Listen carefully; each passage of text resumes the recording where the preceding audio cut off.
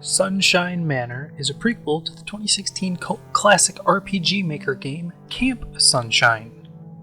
Developed by Fossil Games and published by Houndpicked Games. The story is simple. You play as a young girl Ada, who, along with her friends Wendy and Betty, go to the somewhat infamous Sunshine Manor on Halloween night after a trick-or-treating bust. Shortly after entering the manor, the ghosts start popping off and we learn about Ada's secret mental abilities. Her psychic abilities consist of a dash and a 360 close-range physical blast. After Wendy and Betty get taken and we get a short tutorial on how the attacks works, we are introduced to the main game, which consists of exploring the manor and helping 5 different ghosts collect spirit orbs. Ada helps the ghosts of a chef, a maid, a musician, a plumber, and Billy.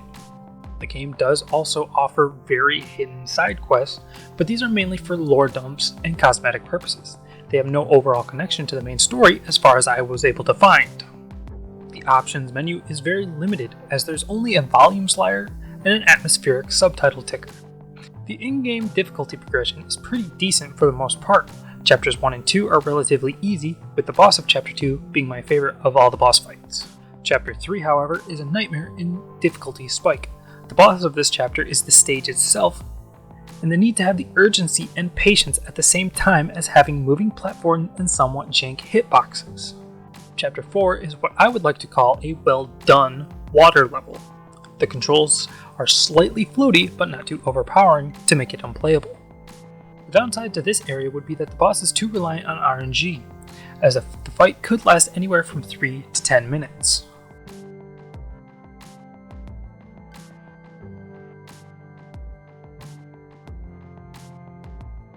Now I want to mention the vending machine mechanic.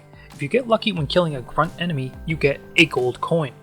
You can take this coin to a vending machine and it will refill your heart container.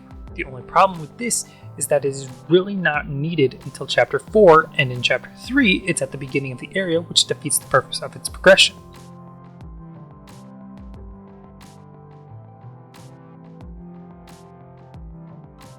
One of my main gripes with this game is that you're spending way too much time waiting for your physical powers to recharge.